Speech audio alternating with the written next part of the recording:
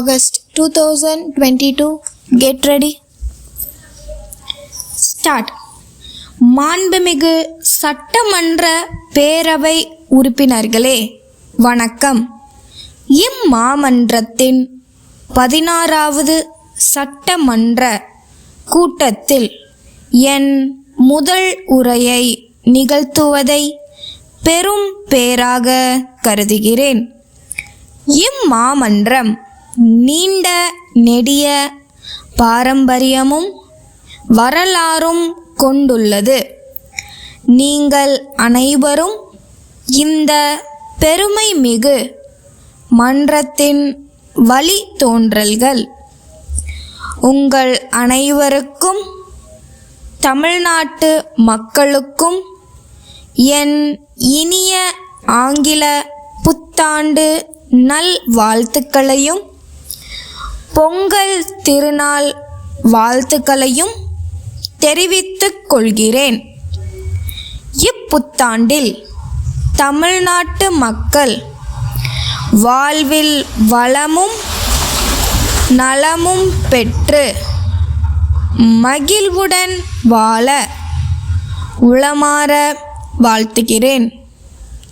இந்த அரசு பதவி ஏற்ற முதல் நொடியிலிருந்தே ஒட்டுமொத்த அரசு இயந்திரங்களையும் முடுக்கிவிடப்பட்டதுடன் மருத்துவ கட்டமைப்பும் மேம்படுத்தப்பட்டுள்ளது.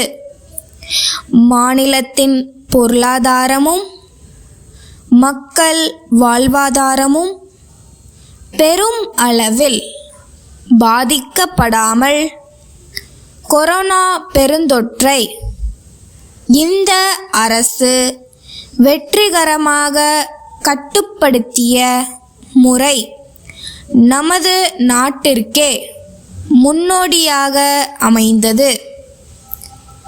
கொரோனா தடுப்பூசி செலுத்துவது குறித்து இந்த அரசு மேற்கொண்டுள்ள சிறிய முயற்சிகள் முழுமையாக வெற்றி பெற தமிழ்நாட்டு மக்கள் தொடர்ந்து ஒத்துழைப்பை அளிக்க வேண்டும் என இந்த நேரத்தில் கேட்டுக்கொள்கிறேன். மருத்துவ சேவைகளை மக்களின் இருப்பிடத்திற்கே கொண்டு சேர்க்கும் வகையில் மக்களை தேடி மருத்துவம் என்னும் முன்னோடி திட்டத்தை மாண்புமிகு முதலமைச்சர் அவர்களே தொடங்கி வைத்துள்ளார்கள். வருமுன் காப்போம் திட்டத்திற்கு புத்துயிர் அளிக்கப்பட்டு மாநிலம் எங்கும் மருத்துவ முகாம்கள் நடத்தப்பட்டு வருகின்றன. வடகிழக்கு பருவமழை காலத்தில் சென்னை உட்பட மாநிலத்தின் பல்வேறு பகுதிகளில் வரலாறு காணாத மழை பொழிவும் வெள்ளப்பெருக்கமும் ஏற்பட்டன. மாண்புமிகு முதலமைச்சர் அவர்களின் நேரடி பார்வையில் முன்னெச்சரிக்கையாக சரியான நேரத்தில் அணைகளிலிருந்தும் ஏரிகளிலிருந்தும் உபரி நீர் விடுவிக்கப்பட்டது.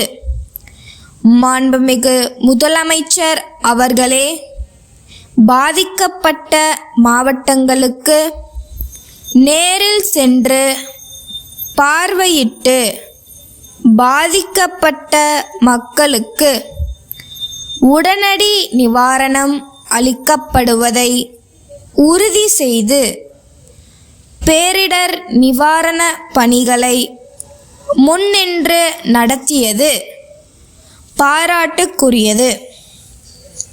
மக்கள் பணியில் சிறப்பான மாநிலமாக தமிழ்நாட்டை உருவாக்க தமிழக மக்கள் அரசுக்கு முழு ஒத்துழைப்பை அளிக்க வேண்டும் என கேட்டுக்கொண்டு எனது உரையை நிறைவு செய்கிறேன். தேனி விஜயா மென்பொருள் நிறுவனத்தின் மேலாளர், கோயம்புத்தூர் திருவாளர்கள், கோகிலா சகோதரிகள் கூட்டமைப்பின் மேலாளருக்கு எழுதிய 24/5/2022 நாளிட்ட கடிதம். அன்புடையீர், கடந்த நவம்பர் மாதத்தில் பெய்த பெருமழையால் பல்வேறு இடங்களில் மக்கள் வசிக்கும் பகுதிகளில் பெரும் வெள்ளம் ஏற்பட்டு பெரும்பான்மையான இல்லங்களில் நீர் புகுந்து அங்கே வசிக்கக்கூடிய மக்கள் மிகுந்த துயரத்திற்கு ஆளாகி உள்ளார்கள். அரசும் தன்னார்வ அமைப்புகளும் மக்களின் துயரத்தை தீர்க்க உதவியுள்ளன. பாதிக்கப்பட்ட இல்லங்களில் வீட்டு உபயோக மின்பொருட்கள் பழுதாகி உள்ள நிலையில் தங்கள் நிறுவனத்தின் மூலம் விற்பனை செய்யப்படும் எங்கள் தயாரிப்பு மின்பொருட்களுக்கு கூடுதலாக 10% தள்ளுபடி அளித்து விற்பனை செய்திட அன்புடன் கேட்டுக்கொள்கிறேன். இந்த விற்பனையின் மூலம் தங்களுக்கு ஏற்படுகிற நஷ்டத்தை நாங்கள் சரிகட்ட தயாராக உள்ளோம். தங்கள் நம்பிக்கையுள்ள ஸ்டாப்.